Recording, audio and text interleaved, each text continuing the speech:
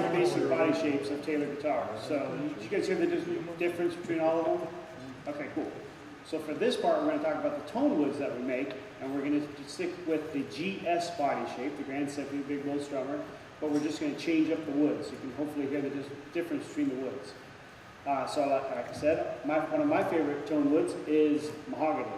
Before I started Taylor, I was very much a rosewood maple snob. I thought all these really crazy pretty woods are the ones that, you know, with a crazy figure and flame and all that stuff was what I was into.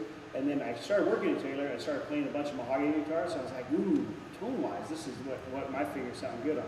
Mahogany lives in the mid-range. It has really strong fundamental, just that real rich, you know, whenever I say mahogany, real rich mahogany mid-range, you know, leather-bound books and all that stuff. I love mahogany. It just has that really familiar sound. There's also, whatever you throw at mahogany, if you're playing jazz on it, it's like, cool, I'll play that. And if you play a rock on it, it's like, yeah, cool, I'll play that. Bluesy stuff, whatever it is, that kind of smooths everything out and just kind of makes everything cool and mellow. So.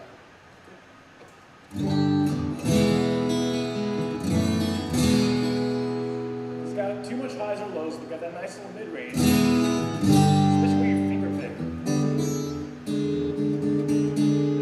It's perfect for that.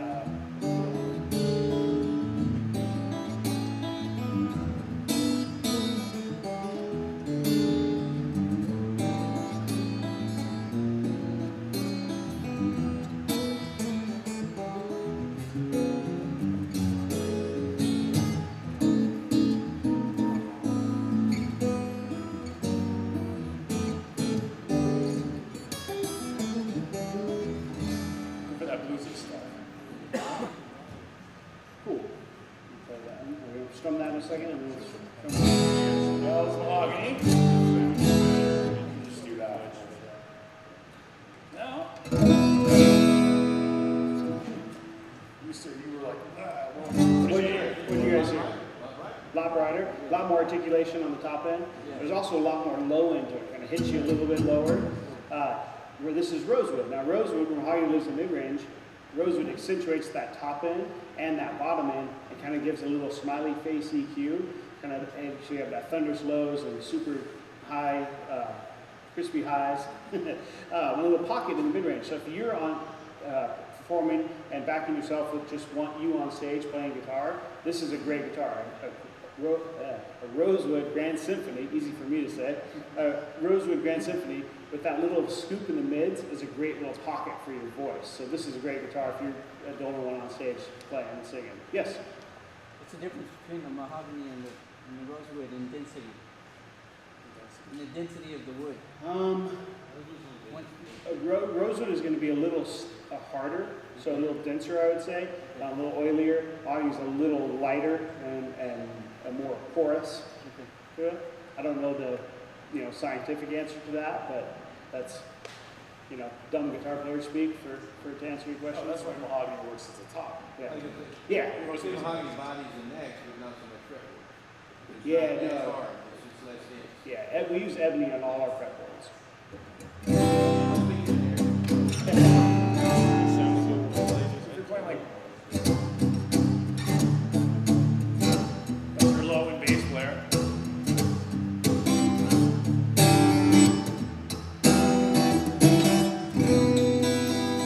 The top end definitely pops out.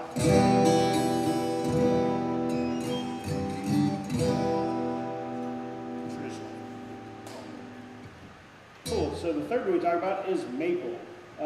I was a huge maple fan. My first Taylor in 1994 was a maple dreadnought. I love it. My dad had a 93 615 jumbo that's built maple, and I coveted that guitar. And when he got me, it was a really cool birthday. He bought me a Taylor dreadnought that was flame maple like this one. And that was just my favorite tone wood for the longest time until I got into the rosewoods and then started not going, maybe maple's not my favorite tone wood with my fingers. Last year, Andy actually brought out the new Taylor maple guitars. It's the new 616 CE. Bob Taylor and Andy and Kurt Lissig started Taylor 40-something years ago, and they kind of recently, Bob turned over the guitar building to a young man named Andy Powers. Andy is an amazing guitar player and knows more about the history of guitars can build anything, and is just ridiculously great, knowledgeable guy. So he's been kind of tweaking all our guitars and kind of making everything a little bit better. Bob's kind of, always says Andy's a way better guitar builder than Bob is. So some of the things he did with the new Maple is the way he built things. He changed the top to a torrefied top, meaning it's cooked in an oven, and he has brings basically all the moisture out of it, brings it back up, and cooks it over and over again with his own kind of recipe, I guess. So it kind of sets the top. It kind of gets a little more, kind of breaks it in. Sounds like a vintage top. Some of the bracing, if you look inside that, it's actually the braces on the back don't go all the way to the edge, and that allows the back to vibrate a little bit differently than some of our other guitars. So a lot of his knowledge of building our shop Maple guitars. So if you think about it, for hundreds of years, Maple's been the choice for stringed instruments. That 100 years ago, flat top guitars were rosewood or mahogany. 50 years, or almost 70 years ago, now somebody decided to make a flat top guitar out of maple, but they never really redesigned it. So Andy kind of redesigned the way the guitar was built with the idea that maple was going to be right size. Maple has amazing transparency. Whatever you play, if you play pads of your finger, if you play fingernails, if you have big giant acrylic nails, if you have metal banjo claws, if you have tortoiseshell pick, whatever it is, you hear all that stuff coming out of this guitar. The guitar gets out of the way. It kind of has a transparency to it. And you just, as a player, whatever you want to play, this really jumps out to your audience and cuts through a lot of the mix because it's so transparent. You just hear what the guitar is doing. The notes come out really linear and just in front of me. It doesn't have that much overtone. It's got a quick decay and a sharp attack. It's perfect for some rhythmic playing.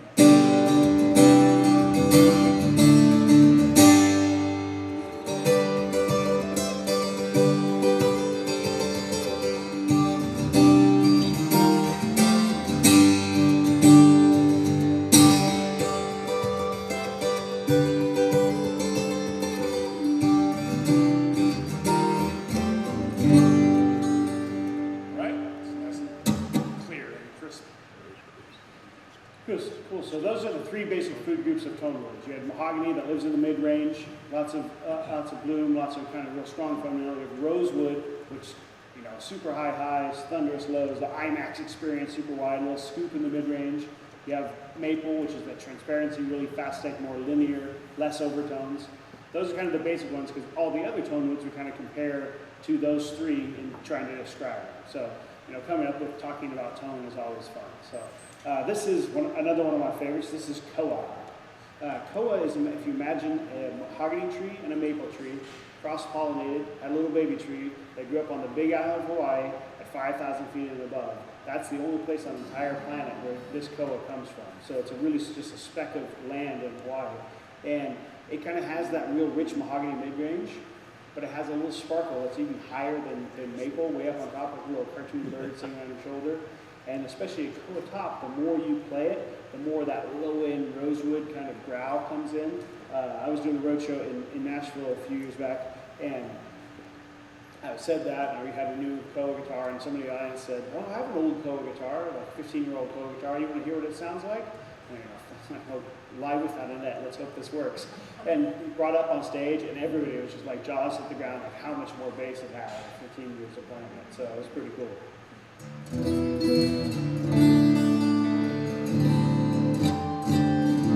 I got this tuned differently than the other ones.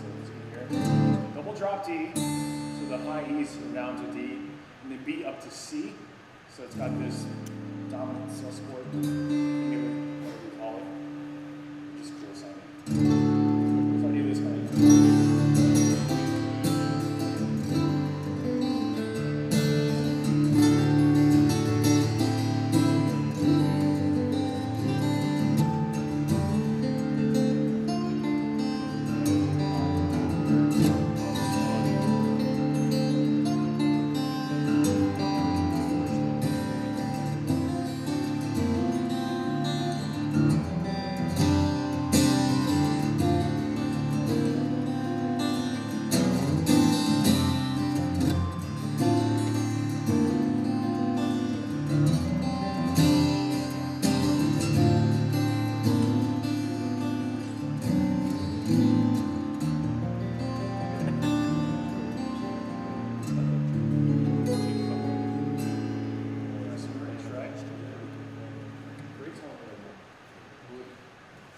Cool. So one of the cool things that, when I go and do these road shows and show up in a store and you're like, okay, I wonder what exotic things that they have to play for a road show. You know, which tone woods we get to use that are not the basic ones that I bring. So Bailey Brothers has, I'm gonna cheat a little bit. This is a 914, so it's a Grand Auditorium. I didn't have this in the 16. This is what's called Milagro rosewood, Brazilian rosewood from the Milagro tree. Milagro is Spanish for miracle. It is hands down the best tree that's ever been cut for guitar wood from Brazilian rosewood. It was this gigantic tree. It's famous. There's been, you know, Martin made stuff from the Milagro tree. Gibson had some of this. This gigantic tree that we have a bunch of the sets that were cut well before CITES, well before everything. It's actually one of the only.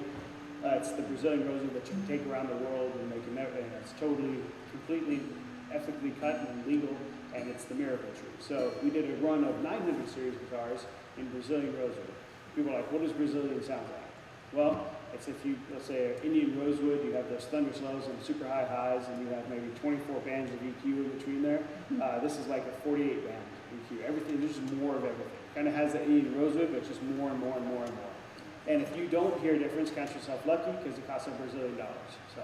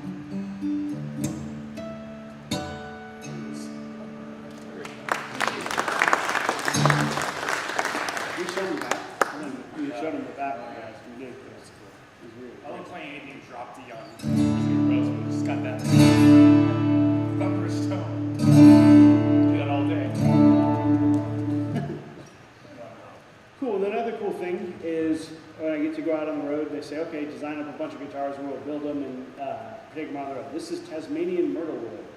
This is a custom shop. Tasmanian myrtle wood back inside is this little strips Hawaiian koa, which matches the binding going around here, and then a European spruce top. European spruce is kind of like Engelmann spruce, kind of has that little bit softer, but it's a little more punch and projection than the European one. So, and this is a Grand Symphony. This is like mahogany and rosewood, if they kind of came together, has a little more flat or linear response, but kind of emphasizes in the mid-range, but it's a faster attack too of the rosewood.